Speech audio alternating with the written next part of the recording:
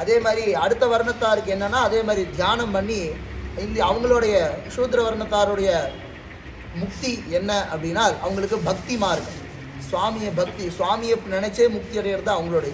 அதனால இவங்க பூஜை பண்ணக்கூடாது அவங்க பூஜை பண்ணக்கூடாதுன்னு சொல்கிறதெல்லாம் தான் மூடத்தனம். எல்லாருமே பூஜை பண்ணலான்னு சொல்கிறது தான் நம்மளுடைய தர்மம். அதனால் இங்கே பூஜை நடக்குதுன்னா இங்கே நான் பூஜை பண்ணுறேன்னா என்னுடைய தர்மம் பூஜை பண்ணுறது, அதை பார்த்து பக்தியாக ரசிக்கிறது உங்களுடைய தர்மம். அதனால் எல்லாரும் சுவாமியை பிரார்த்தனை பண்ணிக்கோங்க. இந்த சுவாமியோடைய அபிஷேகத்தினுடைய பலன் எல்லாருக்கும் போய் சேரணும். இங்கே இருக்க பொன்னமாப்பேட்டை எப்பயுமே சங்கல்பம் பண்ணும்போது முன்னாடிலாம் பொன்னமாப்பேட்டை ஆரிய வைஷ்ய பக்தஜன சக குடும்பானம் அப்படின்னு சொல்லிட்டு இருந்தோம். அதுக்கு அர்த்தம் இந்த பொன்னமாப்பேட்டையில் இருக்க ஆரிய வைஷ்ய பக்த ஜனங்களுக்கெல்லாம் போய் சேரணும்னு சொல்லாமல் ஹா சேது ஹிமாச்சல பரியந்தானாம், ஹிமாச்சலத்துலேருந்து ஆரம்பித்து சேது பந்தம். நம்மளுடைய முடிவு வந்து கன்னியாகுமரி கிடையாது, சேது மரம் ராமேஸ்வரத்தில் இருக்க சேது தான் நம்மளுடைய முடிவு. இமாச்சலத்துலேருந்து ஆரம்பித்து சேது மலை வரைக்கும் சேது பர்வ சமுத்திரம் வரைக்கும் இருக்க அத்தனை பக்தர்களும் ஆஸ்தீகன்னா சுவாமி இருக்குன்னு நம்புறவங்க, நாஸ்தீகன்னா சுவாமி இல்லைன்னு சொல்கிறவங்க, ஆஸ்தீக ஜனானாம் நாஸ்தீக ஜனானாம் எல்லாருமே நல்லா இருக்கணும்னு சொல்லி சுவாமி கிட்ட பிரார்த்தனை பண்ணிக்கிறது. ஏன்னா சுவாமி நம்மளுக்கு இந்த பிறவி கொடுத்துருக்காருன்னா அந்த பிறவியை வேஸ்ட் பண்ணிக்கக்கூடாது. சரி, எதுக்காக தான் இந்த பிறவி கொடுத்துருக்காரு நம்மளுக்கு, எதுக்காக நம்மளை மனுஷனாக படைச்சிருக்காரு, மிருகங்களை படைச்ச மாதிரி நம்மளையும் படைச்சிருக்கலாமே அப்படின்னா நான் இந்த உடம்பு கொடுத்தது முக்திக்காக. முக்திர்னோ சத கோடி ஜென்ம சுகிருத்தைகி, நீ கோடிக்கணக்கான ஜென்மம் புண்ணியம் பண்ணாதான் இந்த உடம்பு கிடைக்கும். இந்த உடம்பு கிடைச்சாதான் முக்தி அடைய முடியும். முக்தினா தனியாக சொர்க்கம் நரகம் மாதிரி முக்தின்றது உலகம் கிடையாது. முக்தின்றது கேப் விடாத சந்தோஷம். என்றைக்குமே எனக்கு சங்கடமே கிடையாதுன்னு யார் நினைக்கிறாங்களோ அவங்களுக்கு தான் முக்தி. யாராலும் நினைக்க முடியுமா? ஆனால் முடியும், எல்லாருனாலையும் முடியும். அதுக்கான முயற்சி பலாயிரம் கோடி ஜென்மமாக எடுக்கணும். அதனால் சுவாமியை பிரார்த்தனை பண்ணிக்கோங்க. அவன் அருளாலே அவன்தாள் வணங்கி சுவாமி நினச்சா மாத்திரம்தான் நம்ம இன்றைக்கி இங்கே வந்து உட்கார முடியும். அப்போ இங்கே இருக்கக்கூடிய அத்தனை பேருமே எத்தனையோ கோடி ஜென்மம் புண்ணியம் பண்ணவங்க தான். இன்னும் அதே மாதிரி நிறையா புண்ணியங்கள் பண்ணி சுவாமியோடைய அனுகிரகம் இருக்கணும்னு சொல்லி பிரார்த்தனை பண்ணிக்கோங்க. ஹர ஹர நம பார்வதி பதஜே. தென்னாடுடைய சிவனே போற்றி, ஏகம்பத்துரை நின்றாய் போற்றி, பாகம் பெண்ணுருவானாய் போற்றி, ஆவாய் கனகத்திரளே போற்றி, கைலை மலையானே போற்றி போற்றி. பூஜலா அப்படி எல்லாரையும் தொட்டு நமஸ்காரம் பண்ணிக்க சொல்லுங்க. அந்த கலச ஜலம் வரும், கடைசியாக தான் இந்த ஜலம் சுவாமிக்கு அபிஷேகம். எல்லாரும் தொட்டு நமஸ்காரம் பண்ணிக்கிட்டதுக்கு அப்புறம் கடைசியாக சுவாமிக்கு அபிஷேகம். முதல்ல அங்கே இருக்க எல்லாருக்கும் அங்கே இருக்கக்கூடிய யாரும் பேசாமல் ஈஸ்வரனுடைய சன்னதியில் என்றைக்குமே எல்லாரும் இப்போ பார்த்தீங்கன்னா நம்ம கோயிலில் நான் கொஞ்ச நாள் முன்னாடி சொன்னேன் ஈஸ்வரன் வைக்கலாம் அப்படின்ட்டு.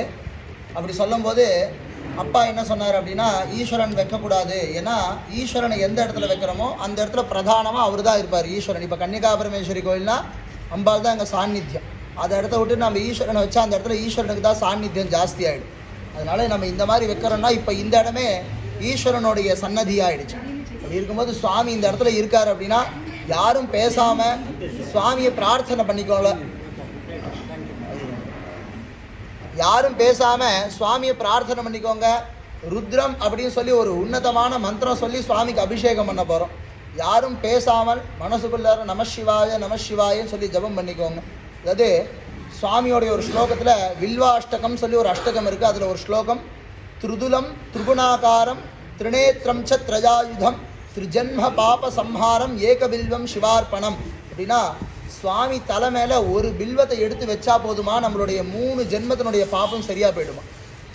சுவாமிக்கு அவ்வளோ விசேஷம். அதாவது ஒரு வேடவன் இருந்தான், சாதாரண ஒரு வேடவன் இருந்தான். ரொம்ப உலகத்தில் அவன் பண்ணாத பாவமே கிடையாது. அத்தனை வகையான பாவமும் பண்ணிட்டான். அவ்வளோ பாவம் பண்ணிவிட்டு அவன் பையன் சொல்கிறான் இந்த மாதிரி அவனுடைய முடிவு காலம், அந்த வேடவனுடைய முடிவு காலம் வந்துருச்சு. அந்த வேடவன் இறந்து போக போகிறான். அப்போ அவன் பையன் அவனும் வேடவன் தானே. அவன் சொல்கிறான், அப்பா இந்த மாதிரி எல்லா தப்பும் பண்ணிட்டேன், எனக்கு அடுத்தது வாழ்கிறதுக்கு ஏதாவது ஒரு வழி சொல்லிட்டு போப்பா, நீ பாட்டிக்கு பேசாமல் போயிட்டே நான் எப்படி வாழ்கிறது, யாரை நம்பி வாழ்கிறது அப்படின்னு அந்த வேடவன் சொல்கிறான். பிரஹர ஆஹர சம்ஹர அப்படின்னு சொல்லிட்டு இறந்து போயிட்டான். பிரஹர அப்படின்னா வேட்டையாடு, சம்ஹர அப்படின்னால் கொல்லு, ஆஹரனா சாப்பிடு. வேடவன் என்ன பண்ணுவான், மானமோ மிருகங்களையோ வேட்டையாடுவான், அதை கொல்லுவான், சாப்பிடுவான். அந்த இறந்து போன வேடவனை தூக்கிட்டு போக யமதூதர்கள்லாம் வராங்க. அப்போது அந்த யமதூதன் அந்த வேடவன் அங்கே இல்லை, அவனுடைய ஆத்மா அங்கே இல்லை. எங்கடா போச்சு அப்படின்னு பார்த்தா சிவலோகத்துக்கு கூட்டிகிட்டு போயிட்டாங்க அந்த வேடவனை. என்ன சுவாமி ஆனால் அங்கே இருக்க பூதகணங்கள்லாம் கேட்குறாங்க, அவன் பண்ணாத அயோக்கியத்தனம் கிடையாது, அவனை போய் சிவலோகத்துக்கு கூட்டிட்டுன்றீங்களே அப்படின்னோடனே ஈஸ்வரன் இங்கே தலைமையில கை வச்சு உட்காந்துருக்காரு. அப்போ அங்கே இருக்க பூதகணங்கள்லாம் கேட்குதான், தெரியாமல் கூட்டிகிட்டு வந்துட்டு வருத்தப்படுறீங்களா, கவலைப்படாதீங்க, நாங்கள் கொண்டு போய் விடுறோன்னே. அதுக்கு இல்லைப்பா, அவன் முதல் முறை பிரஹரன்னு சொன்னான், அதுக்காக அவனை மேலே தூக்கிட்டு வந்துட்டேன். அவன் 2 முறை ஹர ஹர ஹரான்னு 3 முறை என் பேரை சொன்னான். முதல் முறை சொல்லும்போது மேலே தூக்கிட்டு வந்துட்டேன், பாக்கி 2 முறை சொல்லும்போது எந்த இடம் கொடுக்கறதுன்னு தெரியலப்பா அவனுக்கு அப்படின்னு சொன்னார். அவன் தெரியாமல் சுவாமி பேர் சொன்னதுக்கே அவனுக்கு கைலாச லோகம் கிடச்சிருச்சு. நாம் இங்கே உட்காந்து அபிஷேகம் பார்த்துட்டு பேசிகிட்டு இருந்தால் பிரயோஜனமே இல்லை. அதனால் மனசுக்குள்ளார நமசிவாயன் சுவாமியோட ஜபத்தை பண்ணி எல்லாருமே சௌக்கியமாக இருக்கணும், எல்லார் வீட்லேயும் சந்தோஷங்கள் நிறைஞ்சிருக்கணும். எந்த சுவாமிகிட்ட வரம் கேட்டாலும் சுவாமி அள்ளி அள்ளி கொடுத்துருவார். மகாவிஷ்ணுக்கிட்ட பொண்ணு வேணும் பணம் வேணும்னு கேட்டால் கொடுத்துருவார். சுவாமிகிட்ட மாத்திரம் இவர்கிட்ட மாத்திரம் ஒன்றுமே கேட்க முடியாது. ஏன்னா நம்மக்கிட்ட என்ன இருக்கோ அதுதான் ஜாஸ்தி கொடுப்போம். நாம் இப்போது நகை நிறையா வச்சுருக்கோன்னா நகை கடை வச்சுருக்காங்கன்னா நகை கொடுக்கலாம், நிறைய பைசா வச்சுருக்கோம், மளிகை கடை இருந்துச்சுன்னா மளிகை சாமான்லாம் நிறையா கொடுக்கலாம், துணி கடை இருந்துச்சுன்னா வஸ்திரங்கள்லாம் ஃப்ரீயாக கொடுக்கலாம். இப்போது இவர் ஈஸ்வரன் என்ன வஸ்திரம் அவர்கிட்ட போய் கேட்குறோன்னா புளித்தோலை மேலே போட்டுட்ருக்காரு, அதனால் அவர்கிட்ட கேட்க முடியாது. சரி நல்ல சாப்பாடெல்லாம் கொடுங்க அப்படின்னு கேட்டால் அவர் குடிக்கிறது ஆலகால விஷம், அது நாம் வாங்கி குடிக்க முடியாது. சரி நல்ல ஆபரணங்கள் நகையெல்லாம் கேட்கலான்னா ருத்ராட்சம் பாம்பு சுற்றிக்கிட்டு இருக்கார். வாசன திரவியங்கள்லாம் கேட்கலான்னா மேலே பஸ்மத்தை பூசிட்டு இருக்கார். சரி நல்ல லேண்டு கேட்கலாம், பூமியெல்லாம் கேட்கலான்னா அவர் வாசம் பண்ணுறதே ஸ்மசான பூமி, அதனால் அவர்கிட்ட எதுவுமே கேட்க முடியாது. அவர்கிட்ட ஒன்றே ஒன்று தான், அனாயாசேன சாயுஜ்யம் வினா தைன்யேன ஜீவினம் தேஹிமே கிருபஜா சம்போ துவஜி பக்தி மதஞ்சல. ஈஸ்வரா உன் மேலே இருக்க பக்தி மாத்திரம் என்றைக்கும் குறையாமல் வச்சுக்கோன்னு கேட்டால் எந்த சுவாமியும் நம்ம வரம் கேட்டால் தான் கொடுப்பாங்க. அவருக்கு அப்படி உன் மேலே பக்தி மட்டும் வேணும்னு கேட்டுட்டோம்னா அவரே ஒரு லிஸ்ட்டு போட்டு கொடுத்துருவார். சமக்கம் சொல்லி ஒரு பிரஷ்னம், ஒரு மனுஷனுக்கு வாழ்க்கையில் என்னென்னலாம் தேவையோ அத்தனையுமே இருக்கும். கல்யாணம் ஆன தம்பதிகளுக்கு கர்ப்பாஷ்டமே குழந்தைகள் உண்டாகட்டும், வத்சாஷ்டமே குழந்தைகள்லாம் உண்டாகட்டும். நல்லா ஒருத்தர் வீடு கட்டுறாங்களா நல்ல மணல் கிடைக்கணும். சுவாமி எவ்வளோ முன்னாடி எச்சரிக்கையாக இருக்கார் பாருங்க. இப்போல்லாம் எம்சாண்டு கிடைக்கும்னு சொல்லிட்டு சுவாமி அப்பயே சொல்லிட்டார், நல்ல மண் கிடைக்கட்டும், நல்ல செங்கல் கிடைக்கட்டும் அப்படின்னு சொல்லி சுவாமி பர்வதாஷ்டமே மலைகள்லாம் உடையாமல் இருக்கட்டும், நல்ல ராஜாக்கள்லாம் அமையட்டும் அப்படின்னு சொல்லி சுவாமிகிட்ட நம்ம பிரார்த்தனை பண்ணோம்னா எல்லாமே நல்லதாக கிடைக்கும். அதனால் அந்த சுவாமியை பிரார்த்தனை பண்ணி நமசிவாயன்னு சொல்லி மனசுக்குள்ளே பிரார்த்தனை பண்ணிக்கோங்க. ருத்ரம் சொல்லி ஒரு மந்திரம் சொல்லி அபிஷேகம் பண்ண போகிறோம். சுவாமியை நல்லா பிரார்த்தனை பண்ணி ஓம் அதாத்மானம் சிவாத்மானம் ஸ்ரீருத்ரரூபம் தியாஜேத் சுத்தஸ்படிகசங்காஷம் திரிநேத்ரம் பஞ்சவக்த்ரகம் கங்காதரம் தசபுஜம் சர்வாபரணபூஷிதம் நீலக்ரீவம் சசாங்காங்கம் நாகயஜ்ஞோபவீதினம் व्याघ्रचर्मोत्तरीयञ्च वरेण्यमभयप्रदम् कमण्डलवक्षसूत्राभ्याम् मह्निनं शूलवानिनं ज्वलन्तं पिङ्गलजटाशिकामध्योतधारिणं वृषस्कन्धतमारूढम् उमादेहात्मधारिणम् ॐ नमो भगवते रुद्राय नमस्ते रुद्रमण्यवमुतो दगिषवे नमः नमस्ते अस्तु धन्वने बाहुभ्यामुतते नमः या दगिषः शिवतमा शिवं बभूवते धनुः शिवा शरव्या जातवतजानो रुद्रमृडजा यादे रुद्रनिवातनोरघोरा पापकाशिनी प्रजानस्तनुभाषन्तमजागिरिडन्ताभिजागिरीः यामिडं गिरिडन्तहस्ते बिबर्ढस्तवे शिवाङ्गिरिप्रदाङ्गुरुमाहिकं ते पुरुषं जगते शिवेन वचसा त्वा गिरिषाच्छापदामसि यथा नः सर्वमिज्जगदजक्ष्मगं सुमना असते अध्यवोचदधति वक्ता प्रथमो दैव्योऽभिषके अहेगश्च सर्वान् जम्भयन् सर्वाश्च यातु धान्यः असौजस्ताम्रो अरुणबुधमभ्रस्तु मङ्गलः ये चेमागं रुद्राभितो दिक्षुष्टुदाः सहस्र श्रोमेशागं हे मणिर्जारिकम् असव्यावसत्पतिनीलग्रीवो विलोहितः उतैनं गोपादृषन्नदृषन्नुतहार्यः उतैनं विश्वाभूतानि सदृष्टो जातिनः नमो अस्तु नीलग्रीवागदहस्राक्षादमीधुटे अथोदे अस्तु तत्कानो हन्तेभ्यो करन्नमः प्रमञ्चधन्वनस्त्वमुभजोरात्रियोर्ज्यां याश्च ते हस्तगिडवः पराता भगवो वपा अवदत्यधनस्त्वगं सहस्राक्षटते शुधे निशीर्य शल्यानां मुखादिवो न स्कुमना भव विज्यं धनः कदर्दिनो विशल्यो मानवागं उता अनेशन्यस्येदव आभरस्य निषङ्गतिः याते हे धर्मे भट्टमहस्ते बभूवते धनुः तदास्मान् विश्वतस्तमयक्ष्मजा परिभुजा नमस्ते अस्त्वायुधाजानाददागधृष्णवे उभाभ्यामुतते नमो बाहुभ्यां तव धन्वने हरिते धन्वनो हेतिरस्मान् वृणक्त विश्वतः अथो दैषधिस्तवारे अस्मन्निधे हितं नमो हिरण्यवाहवेदे नान्ये दिशां जगदजे नमो नमो वृक्षेभ्यो हरितेभ्यः पशूनां पतये नमो नमस्तस्मिञ्जराय विषेमते मथीनां पतये नमो नमो बभ्रुषादिनिव्याधिनेह्नानां पतये नमो नमो हरिकेशायूपवीथिने पुष्टानां पतये नमो नमो भवस्य हेत्वी जगतां पतये नमो नमो रुद्राजातदाविने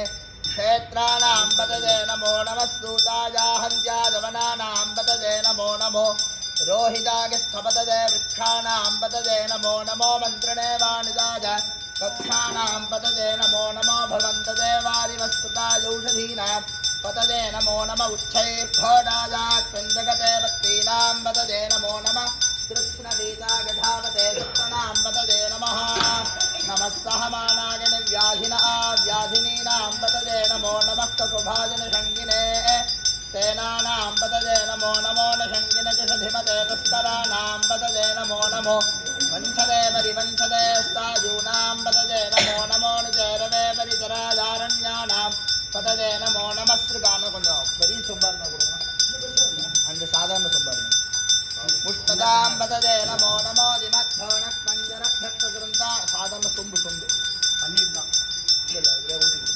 पुष्पदां पतये नमो नमो पुष्पदां पतये नमो नमो दिमद्धोनः पञ्जरभ्यक्तकृन्तानां पतये नमो नमः विष्णीशने गिरिचराजकुलिंसानां पतये नमो नमगिरिमध्योधन्वादिभ्यस्तवो नमो नम आतन्वानेभ्यः प्रतिदधानेभ्यश्च वो नमो नम आगच्छद्भ्यो विदर्जद्भ्यस्तवो नमो नमोऽस्यद्भ्यो विद्यद्भ्यस्तवो नमो नमः आशीनेभ्यः शजानेभ्यस्तवो नमो नमः स्वपद्भ्यो पाल्गुरुन्ना स्वपद्भ्यो जाग्रद्भ्यस्तवो नमो नमस्तिष्ठद्भ्यो धावद्भ्यस्तवो नमो नमः सभाभ्यः सभापतिभ्यस्तवो नमो नमो अष्टेभ्योऽष्टपतिभ्यस्तवो नमः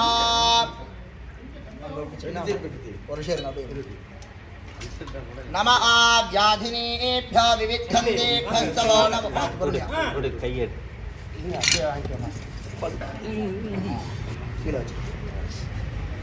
नम आव्याधिनीभ्यो विविध्यन्तेभ्यस्तवो नमो नम उगणाभ्यस्तृगम्हतेभ्यस्तवो नमो नमो वृक्षेभ्यो वृक्षपतिभ्यस्तवो नमो नमो व्रातेभ्यो व्रातपतिभ्यस्तवो नमो नमो गणेभ्यो गणपतिभ्यस्तवो नमो नमो विरूपेभ्यो विश्वरूपेभ्यस्तवो नमो नमो महद्भ्यः क्षुल्लकेभ्यस्तवो नमो नमो रथिभ्यो रथेभ्यस्तवो नमो नमो रथेभ्यो रथपतिभ्यस्तवो नमो नमः सेनाभ्यस्तेनानिभ्यस्तवो नमो नमः शत्रुभ्यस्तङ्ग्रहेभ्यस्तवो नमो नमः शत्रुभ्यो रथकारेभ्यस्तवो नमो नमः कुलालेभ्यः कर्मारेभ्यस्तवो नमो नमः पुञ्जिष्टेभ्यो निषादेभ्यस्तवो नमो नमः गजकृभ्यो धन्वकृभ्यस्तवो नमो नमः मृगदभ्यश्वनिभ्यस्तवो नमो नमः सभ्यस्तपतिभ्यस्तवो नमः नम आव्यानमो भवागज रुद्रागज नमः शर्वागज पशुपतिवेद नमो नीलग्रीवागज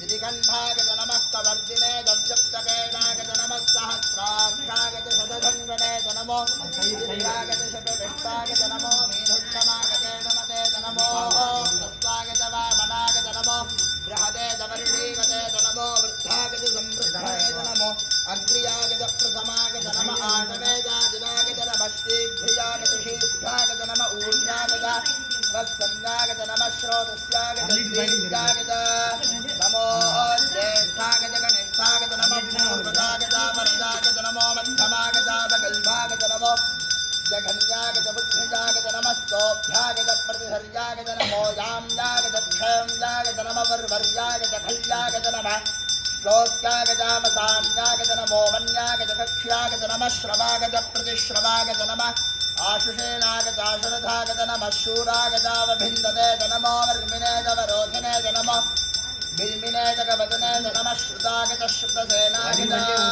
नमो दुर्गभ्यागजाहनन्यागज नमो धप्नवे प्रमृडागज नमो दूतागज प्रहितागज नमो न शङ्गिने च नमस्तीक्ष्णेत वेदागिधिनेत नमस्वागिधागत सुधन्वनेत नमश्रुत्यागत वत्सागत नमः काट्यागत दीप्त्यागत नमस्तूत्यागत सरस्यागत नमो नाद्यागत वैहन्तागत नमः पूप्त्यागत वट्यागत नमो वश्यागत वर्ष्यागत नमो मेघ्यागत विद्युत्यागत नम ईध्यागत तप्यागत नमो वात्यागत रेष्म्यागत नमो वास्तव्यागत वास्तुपागत हर हर नमः सोमागत रुद्रागत नमः ताम्रागत अरुणागत नमः शङ्कागत वडुमतये नमः उग्रागत भीमागत नमो अग्रे वदागत दूरे वदागत नमो हन्त्रे हरीगते नमो वृक्षेभ्यो हरिकेणेभ्यो नमस्ताराग नमः शम्भवे नमः शङ्करागत मयस्करागत नमः शिवागत शिवतरागत